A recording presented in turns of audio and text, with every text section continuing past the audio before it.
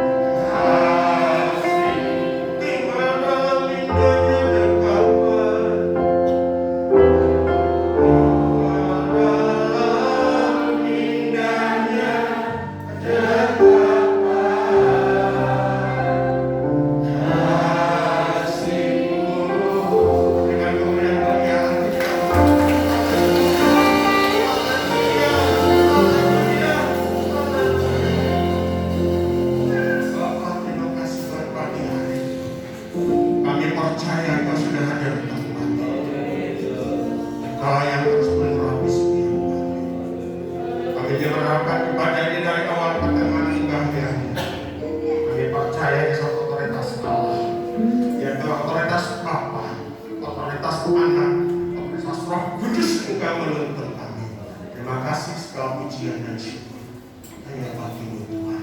Dalam nama Tuhan Yesus yang siap memuji katakan amin. Shalom. Puji Tuhan. Lalu kita luar biasa, amin. Amin. Kita masuk ke gerbang Tuhan dengan hati yang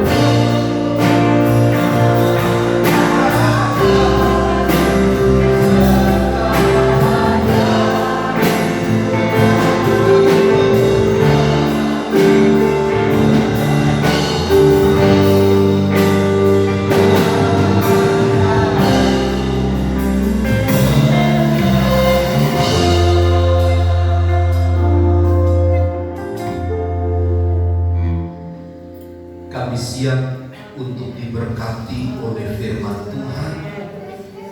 Karenanya kuasailah setiap hati dan pikiran kami, termasuk ruangan di tempat ini kami ada dan kami tinggal. Biarlah kiranya pekerjaan Roh Kudus dinyatakan bagi kami sekalian. Pakailah hamba-Mu untuk menyampaikan berita dari firman Allah, meski ada terlalu banyak kekurangan dan kelemahan, tetapi Tuhan yang akan menyempurnakan, dan firman Tuhan, rencana Tuhan dinyatakan atas hidup kami. Segala penguasa yang bukan dari Tuhan kami tolak, kami patahkan dalam nama Yesus. Tuhan yang memberi kemenangan kepada kami. Kami siap diberkati oleh firman Tuhan di dalam dan demi nama Yesus. Setiap kita yang siap diberkati bersama katakan amin. Dipersilakan dulu kembali Bapak Ibu saudara sekalian. Salam. Baik, puji Tuhan.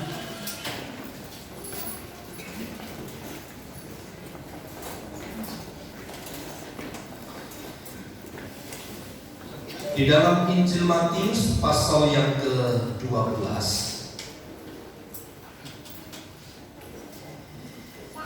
ayat yang ke-43 sampai ayat yang ke-45.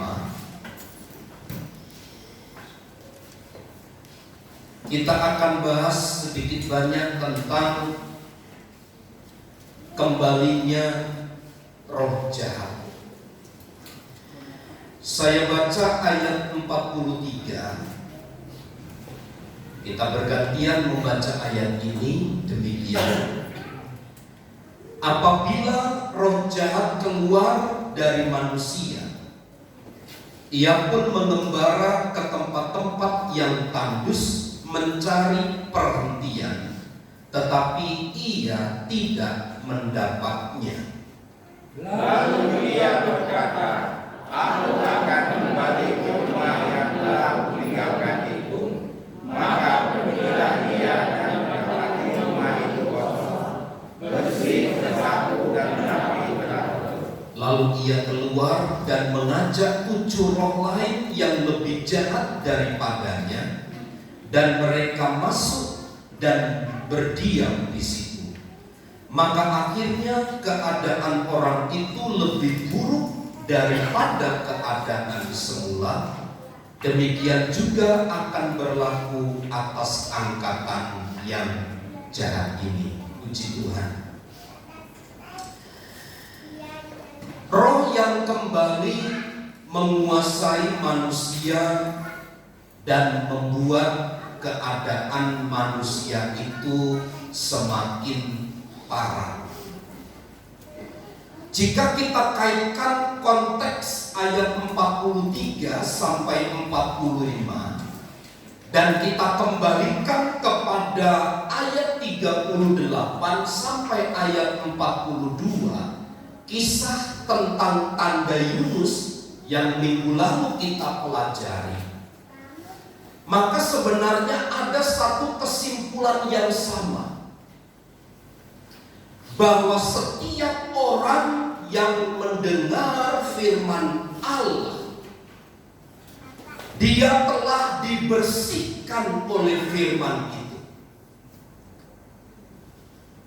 Tetapi jika seseorang yang telah dibersihkan oleh firman itu tidak mengisi hidupnya dengan firman itu, maka roh jahat yang telah diusir dari dalam diri seseorang tersebut, kata Alkitab, dia akan kembali lagi dan membawa 7 roh jahat yang lebih jahat, sehingga Alkitab keadaan orang tersebut akan menjadi lebih parah dari sebelumnya. Ketika roh jahat itu diusir dari dalam diri seseorang, kata Alkitab, maka dia akan mengembara. Dia akan mencari tempat-tempat persinggahan supaya dia dapat menetap. Kalau konfirmasi kitab 1 Petrus, iblis itu berjalan seperti singa yang mengaum-ngaum, mencari orang yang dapat ditelannya. Itu adalah dalam rangka bagaimana iblis itu mencari tempat persinggahan. Dia mengembara, melihat orang-orang yang lemah. Nah, berdasarkan ayat ini, lalu Markus juga menulis di dalam Markus pasal yang kelima, Injil Markus pasal yang kelima, ayat yang ke-10 sampai ayat yang ke-13. Ayat 10 demikian, ia memohon dengan sangat supaya Yesus jangan mengusir roh-roh itu keluar dari daerah itu. 11.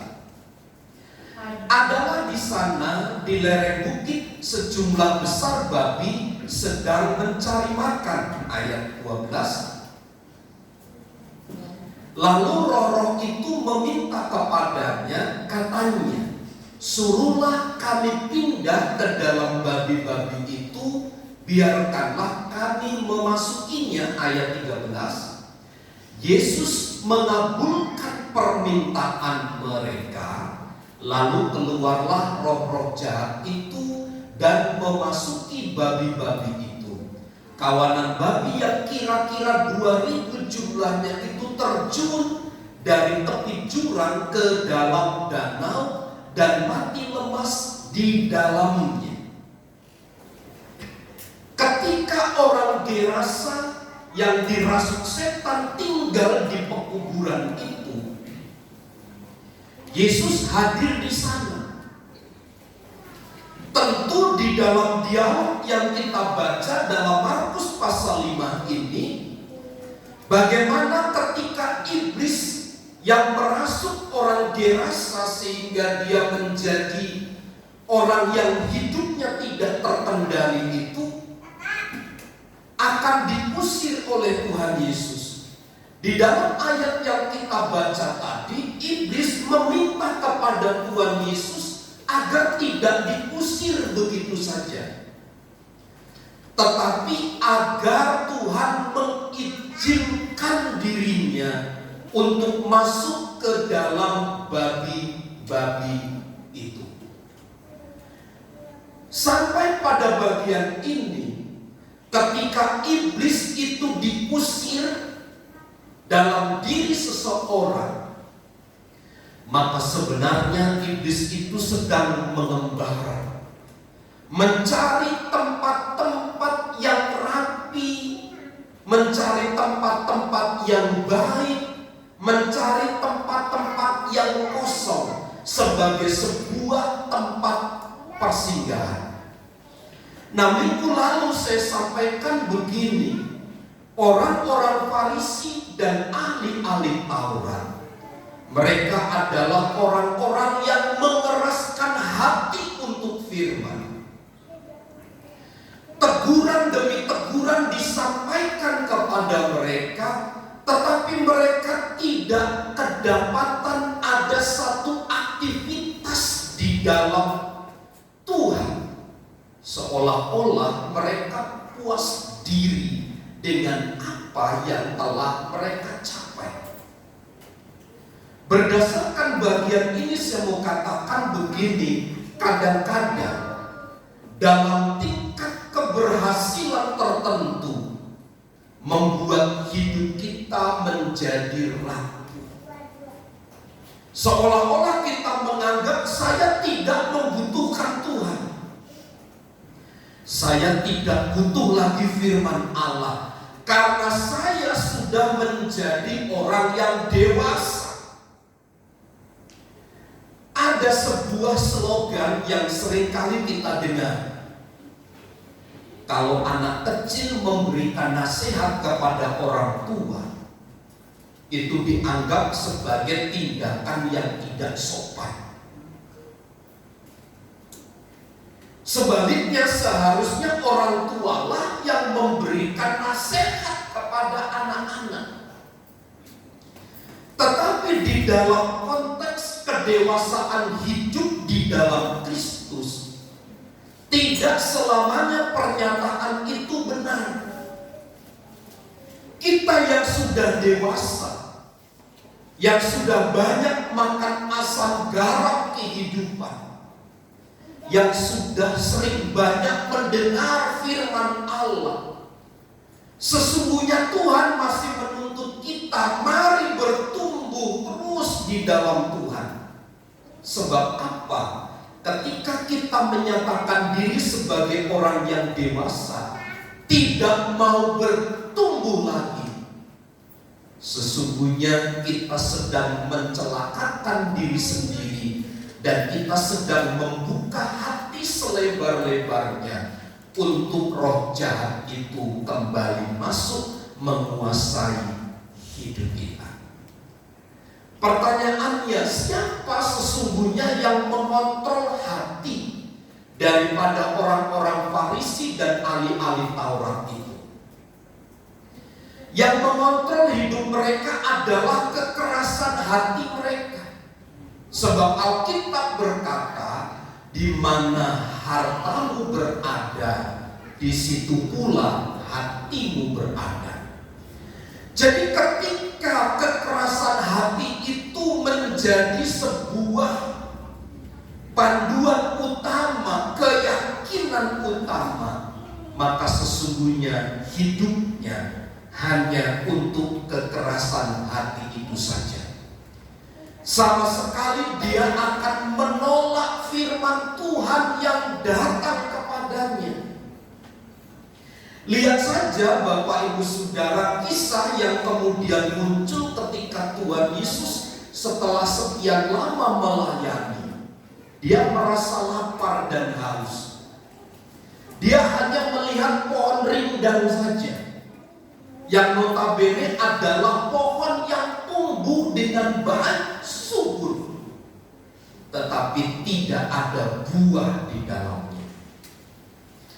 Ini merupakan satu gambaran seolah-olah begini, keberhasilan, kedewasaan itu sudah cukup. Kalau anak-anak, anak-anak titik terakhir masa tumbuh kembangnya itu, ini usia berapa sih ya? 20, 25 atau berapa ya? Tumbuh kembang anak-anak muda ya. Sudah batok itu umur berapa? Hah? 17. Kalau sudah di atas 17 nggak bisa lagi bertumbuh. Sedikit pertumbuhannya. Kalau udah 20 atau 30, kita pastikan sudah batok ya. Dia akan begitu gitu. Nah, karena kita menganggap kita sudah batok gitu, ibu gembala itu bikin kue ya. Saya selalu hina memang ya. Maksud saya kalau saya hina dia bersemangat gitu. Setiap makan rasanya gimana? Biasa. Setiap dia masak saya bilang biasa, seperti bulu-bulu yang lain. Bahkan kadang-kadang saya tidak lihat, sama aja. Karena saya anggap apa? Bantet gitu. Dulu ada satu pekerja dengan saya, dia buat donat. Pak Matius Yono tahu namanya Kris Rahayu yang sekarang melayani di Kalimantan. Itu kalau buat donat sering kali bantet, sehingga tidak disebut lagi donat, disebutnya donit gitu. Karena untuk melempar anjing, anjing itu bisa berteriak gitu. Sehingga kita sebut pekerja ini namanya donit gitu, karena peristiwa itu. Nah, kita menganggap begini, kalau sudah umur 30, saya ini sudah bantet. Karena bantet, maka saya tidak mau mengembangkan diri gitu. bahaya dari konsep hidup kita menganggap sudah baik semua. Kalau kita menganggap semua keadaan mapan, nyaman, baik, semua serba terkendali, bukankah Alkitab berkata, berawas-awaslah, jangan sampai kita jatuh. Sebenarnya ayat 43 sampai ayat 45 ini adalah membicarakan tentang peristiwa keberadaan daripada orang-orang Israel. Mereka adalah orang-orang yang disebut di dalam ayat itu sebagai kosong. Mendapati rumah itu kosong, ayat 44 itu. Dan itu tercatat di dalam Yeremia pasal 25. Yeremia pasal yang ke-25, ayat yang ke-11 sampai ayat 12. Saya baca demikian. Kitab Yeremia pasal 25, sebenarnya mulai ayat 1 sampai ayat 12. Tapi saya baca ayat 10 saja coba. Mulai ayat 10 sampai ayat 12. 10.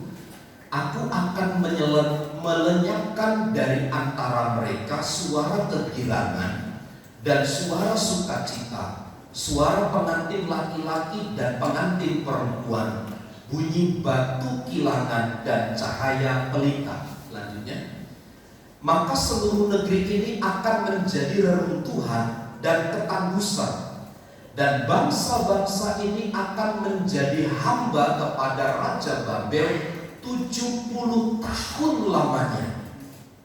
Ini ayat berapa? 12. Kemudian sesudah segenap ke-70 tahun itu, demikianlah firman Tuhan, maka aku akan melakukan pembalasan kepada Raja Babel dan kepada bangsa itu oleh karena kesalahan mereka, juga kepada negeri orang-orang Kasdim dengan membuatnya menjadi tempat-tempat yang tandus untuk selama-lamanya. Orang Israel itu ditawan di Babel, dibuang dalam kurun waktu yang cukup lama, 70 tahun. Masalah yang kemudian muncul adalah bukan karena di pihak Tuhan berbuat jahat kepada mereka, tetapi karena mereka mengingkari panggilannya sebagai orang percaya. Mereka menyembah berhala, mereka menyembah dewa-dewa, mereka mengutamakan hal-hal yang lain, lalu melupakan Tuhan. Mereka bertindak asusila sehingga Tuhan marah dan melepaskan, membiarkan mereka untuk ditawan, dibuang. Ini adalah umat pilihan Allah, sebuah umat yang ditebus oleh Tuhan, tetapi mereka dibuang di Babel. Tetapi dalam ayat yang kita baca, di Babel, di dalam pembuangan itu justru menjadi alat penampian bagi mereka. Mereka mulai memurnikan jati diri mereka. Dengan cara apa? Mereka tidak lagi mau menyembah patung-patung. Mereka tidak mau lagi menyembah para dewa. Mereka dibebaskan setelah 70 tahun kembali ke Yerusalem. Tetapi persoalannya dalam ayat ini adalah setelah mereka ditebus, dikeluarkan dari tanah Babel, tanah pembuangan itu, betul mereka telah meninggalkan Allah-Allah asing. Hidup mereka kembali murni oleh karena firman itu.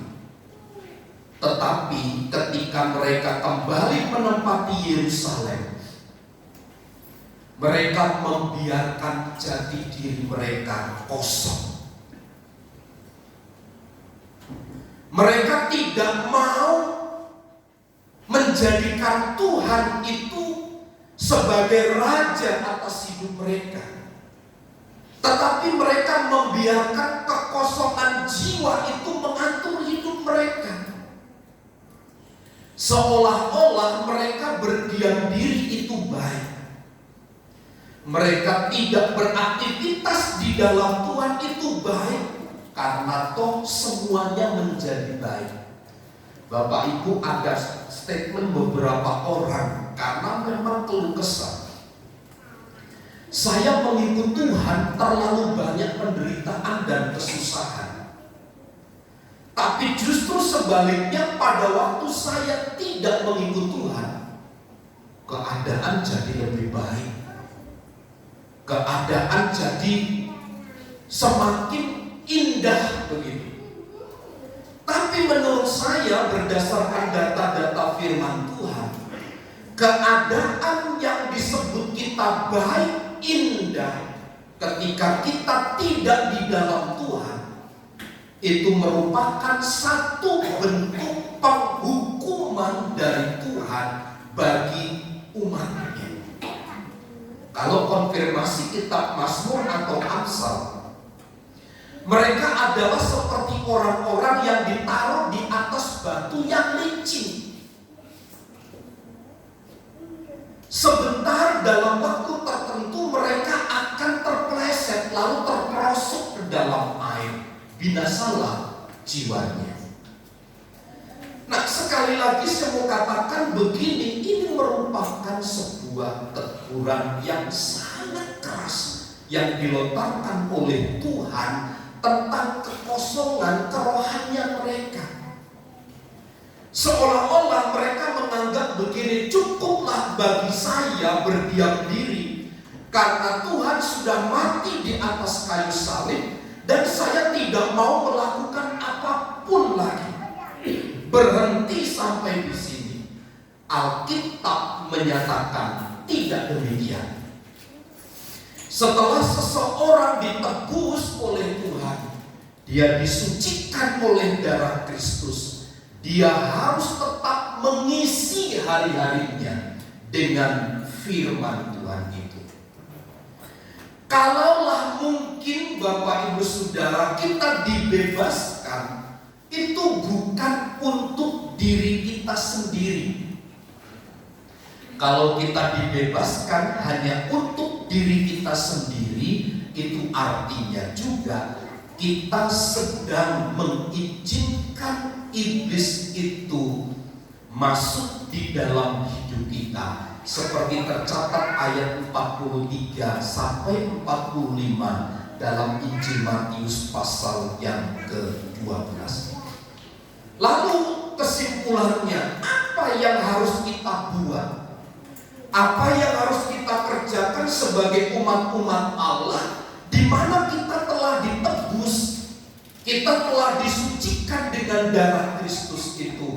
Tentu kita harus mengisi hari-hari kita dengan firman Tuhan. Saya coba memberikan satu kasus, satu contoh menjadi pelajaran kita bersama. Di dalam Injil Lukas pasal yang ke-17,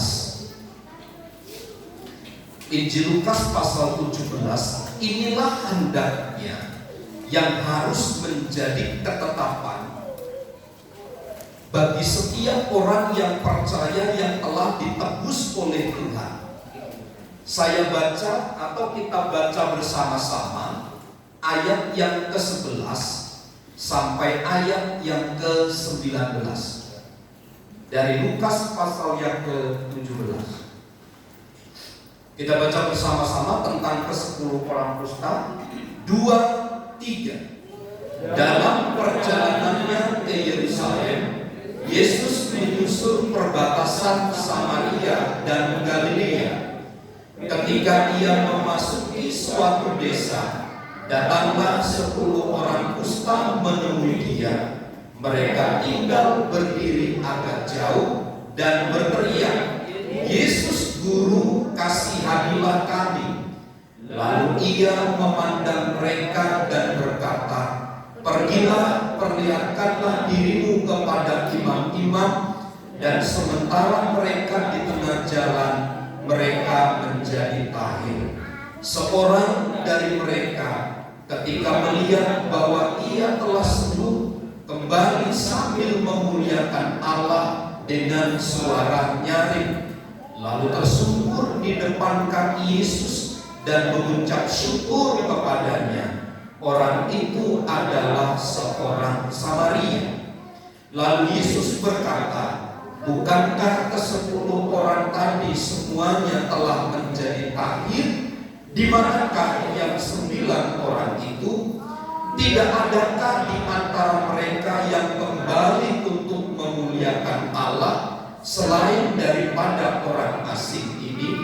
Lalu ia berkata kepada orang itu, berdirilah dan pergilah, imanmu telah menyelamatkan engkau. Pelajaran pertama, bagi semua orang di dalam Kristus yang telah ditebus dan disucikan dengan darah Kristus itu, dalam ayat 15 tercatat demikian, seorang dari mereka ketika melihat bahwa ia telah sembuh, kembali sambil memuliakan Allah dengan suara nyaring.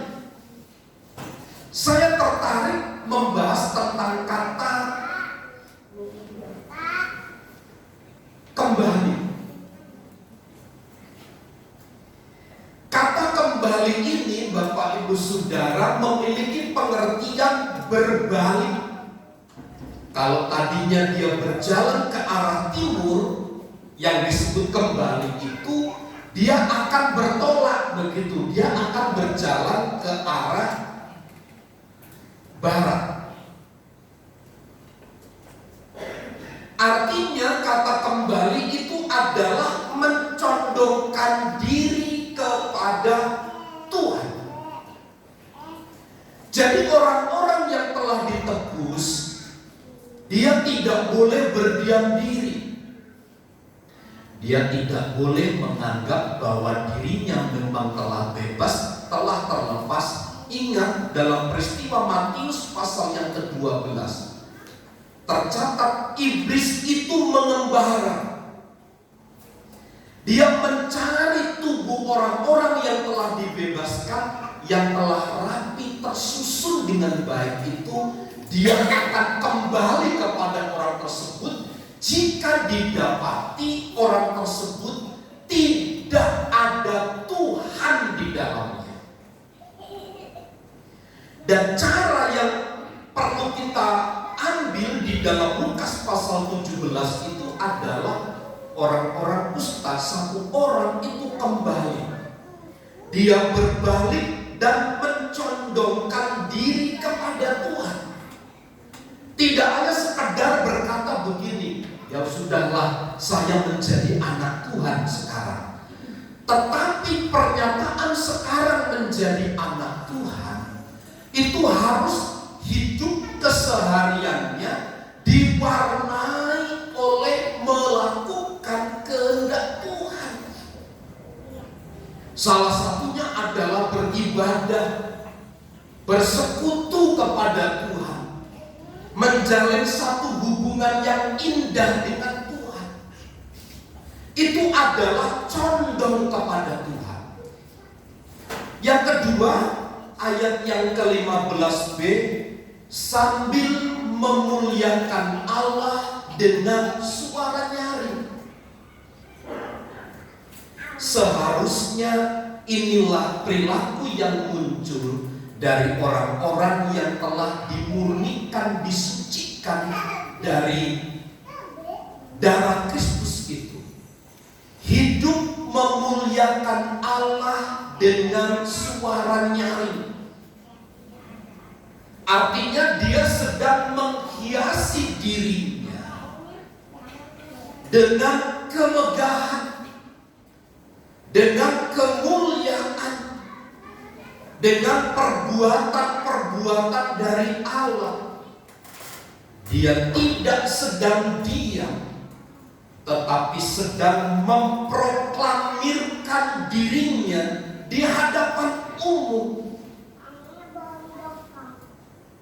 Saya lihat inilah kehidupan yang baik yang perlu dicontoh bagi bagaimana hidupnya memuliakan Allah dengan suara nyaring. Artinya dia tidak lalu berkata cukuplah sampai di sini. Dia tidak membiarkan jiwanya, dirinya itu kosong, tetapi dia mengisi hari-harinya, waktu-waktunya itu dengan kehidupan yang memuliakan Tuhan.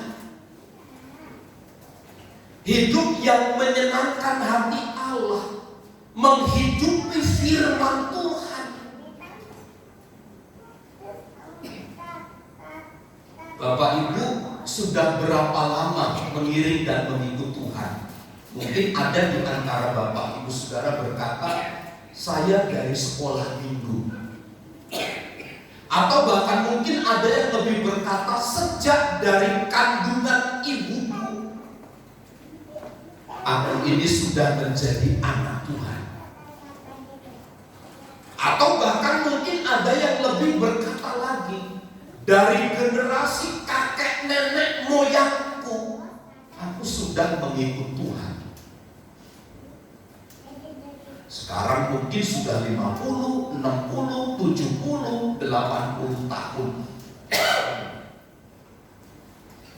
Tapi pertanyaannya, apakah kita masih menghidupi firman itu dalam hidup kita? Saat kapan? Waktu kita mengalami kesulitan, apakah mulut kita memuliakan Tuhan atau justru kita marah? Waktu kita sakit, apakah kita memuliakan Tuhan atau justru kita menggerutu kepada Tuhan? Waktu kita mengalami masalah, kita mencari Tuhan atau mencari yang lain? Jadi kehidupan Kristen yang telah dibebaskan, yang mengisi hari-harinya itu belajar seperti satu orang kusta yang telah disembuhkan, yang datang kepada Yesus. Hidupnya memuliakan Allah dengan suara yang nyaring. Kalau saya katakan begini, hidupnya itu nyaring kedengarannya. Yang nyaring didengar oleh orang-orang di sekitar itu bukan kejahatannya, bukan terkenal karena keburukannya, bukan terkenal karena kejahatannya, tapi terkenal karena dia hidupnya memuliakan Tuhan, terkenal karena hidupnya kudus, terkenal karena hidupnya suci di hadapan Tuhan. Ayat 16, ayat terakhir, saya baca demikian. Lalu tersungkur di depan kaki Yesus dan mengucap syukur atasnya. Orang itu adalah seorang Samaria. Dia tersungkur. Dia sedang turun dari tempat tinggi mengambil tempat yang rendah, yang lebih rendah. Untuk apa? Mengucap syukur. Isinya adalah terima kasih kepada Tuhan. Seorang yang tersungkur, dia berani turun dari tempat tinggi mengambil tempat yang lebih rendah.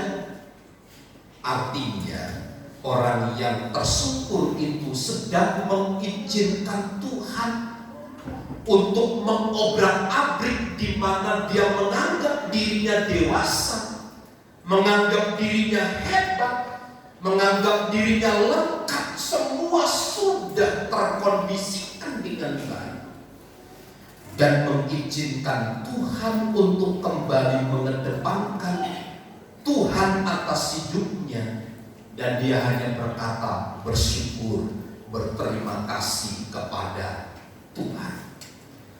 Inilah paling tidak nilai-nilai yang harus muncul di dalam hidup kita, agar roh jahat itu tidak masuk.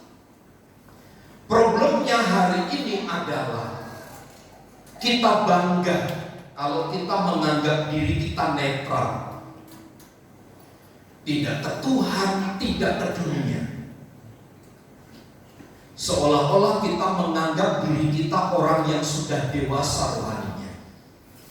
Tetapi justru itu akan menjadi kesempatan bagi iblis untuk masuk, membawa yang lain lebih jahat lagi, sehingga keadaan kita menjadi lebih jahat lagi. Gambaran keadaan lebih jahat lagi itu tertulis pada kisah di mana seorang wanita pendarahan 12 tahun. Dia sakit memang. Dia wanita yang bekerja keras, berusaha untuk memberikan kesembuhan. Dengan cara apa? Menghabiskan harta bendanya. Dia pergi ke orang-orang pintar, dia pergi ke tabib. Alkitab berkata justru keadaannya lebih memburuk, tidak semakin baik. Itulah gambaran ketika seseorang atau anak Tuhan itu kosong dirinya. Itulah sebabnya mari kita terus belajar bertumbuh di dalam Tuhan. Saya pun Bapak Ibu Saudara tidak mau sebatas ini.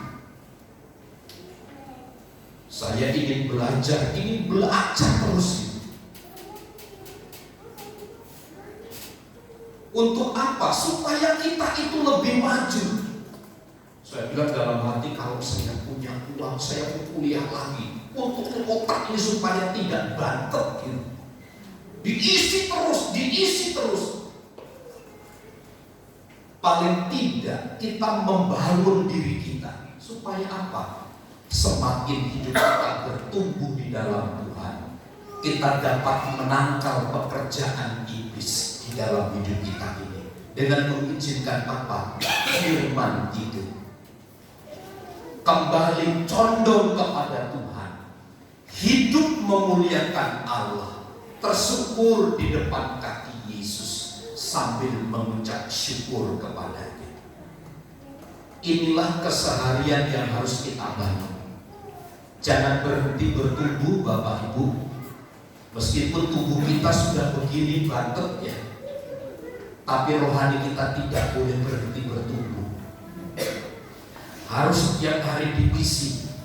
Belajar di rumah berdoa.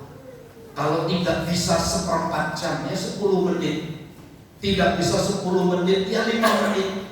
Tidak bisa 5 menit ya setengahnya. Kalau tidak bisa sama sekali itu keterlaluan ya. Kita harus mengupgrade diri. Tidak bisa Bapak Ibu Saudara orang lain yang mengangkat derajat kita. Tapi bagaimana kita sendiri ini harus berjuang keras. Kita harus lawannya. Karenanya menurut saya menjadi penting, seperti apa yang dilakukan oleh satu orang kusta yang telah disembuhkan, yang datang kepada Tuhan itu. Dia condongkan hidupnya kepada Tuhan. Dia memuliakan Allah dengan suara yang nyaring dari tubuhnya itu. Dan dia mengucap syukur kepada Tuhan. Tuhan Yesus memberkati. Semudah pelayan musik untuk maju ke depan. Kita pujikan satu pujian, setelah itu kita akan berdoa kepada Tuhan. 1000 tak mengerti jalan-jalan Tuhan.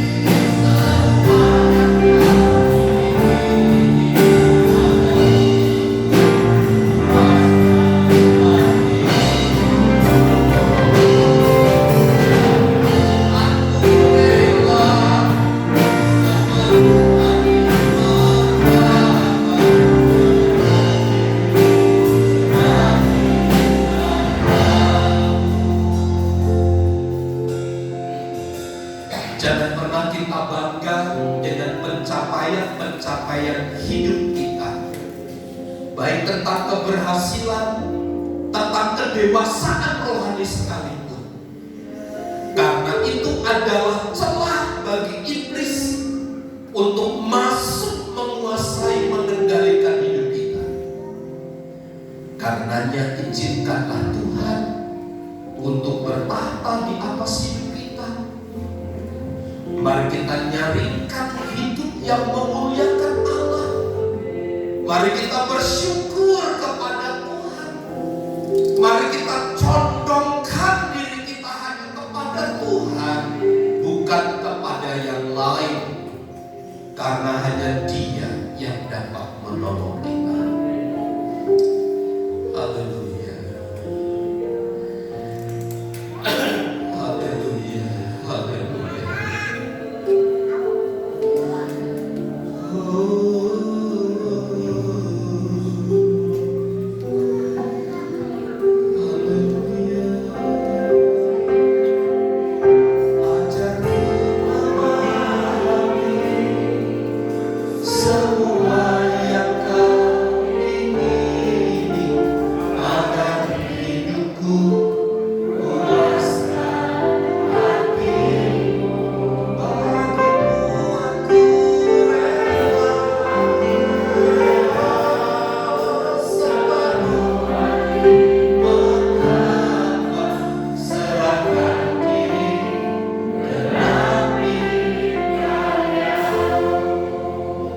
Biarlah setiap hari kami mengisi hari-hari dan hidup kami dengan kebenaran firman Tuhan. Kami memberikan telinga untuk mendengar firman-Mu. Kami memberikan hati untuk menyimpan. Kami memberikan kaki, tangan, mulut, seluruh anggota hidup kami, tubuh kami ini untuk melakukan firman Tuhan. Karenanya kalau mungkin hari ini ada kekosongan jiwa oleh karena kesulitan-kesulitan, oleh karena kebimbangan-kebimbangan yang kami alami, hari ini kami akan condongkan hidup kami hanya kepada Tuhan, dan kami akan melihat karya agung keselamatan dari Kristus itu nyata di dalam hidup kami. Berkati firman Tuhan, berkati jemaat Tuhan, berkati kami semua pagi hari ini. Dalam nama Yesus kami berdoa. Bersama katakan amin. Terima kasih buat Bapak Gembala yang sudah yang mengenai hati tadi dalam kita. Kita siapkan dengan persembahan yang terbaik dan mari kita berdoa. Segala pujian dan syukur hanya kepada-Mu Bapa. Kami sudah diberikan kebenaran firman-Mu. Pada saat yang kami memberi yang terbaik, biarlah sebelum kami memberi, Engkau Tuhan yang memberkati. Terima kasih untuk pujian nama-Mu. Dalam nama Tuhan Yesus berdoa. Amin.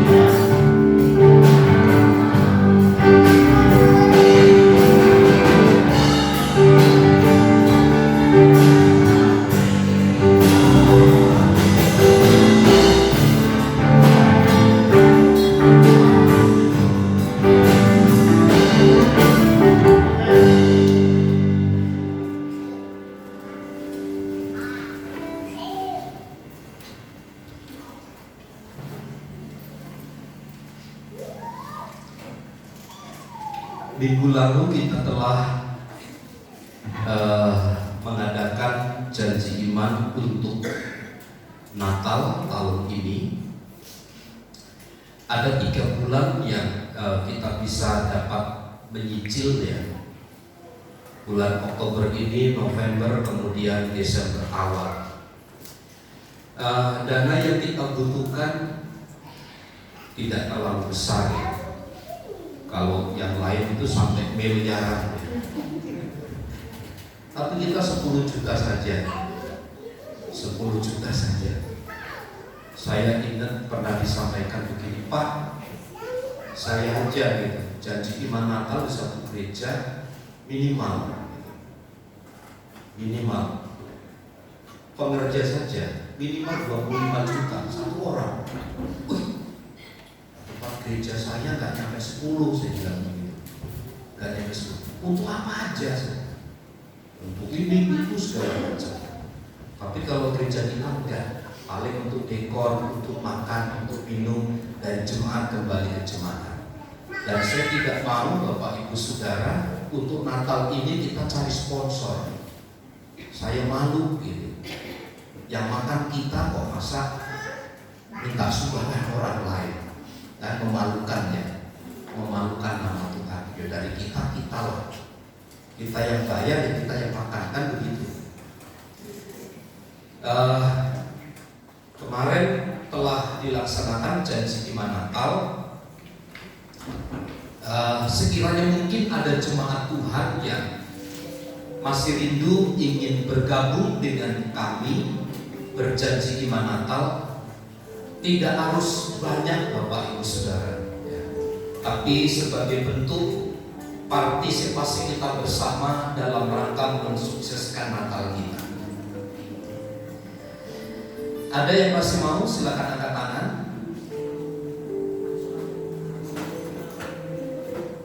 Langsung begitu saja. Oh iya. Nanti Bapak Ibu Saudara bisa menghubungi Ibu Lili atau Ibu Simanjuntak. Ya. Ibu Lili, kalau yang belum tahu, Bu, tolong berdiri Bu Lili. Nah, ini Bu Lili namanya. Sama Ibu Simanjuntak maju berdiri Bu. Nah, ini Bu Simanjuntak. Beliau yang memegang keuangannya. Saya kira itu yang dapat saya sampaikan untuk Natal. Kemudian kita berdoa bagi jemaat-jemaat Tuhan yang sakit ya.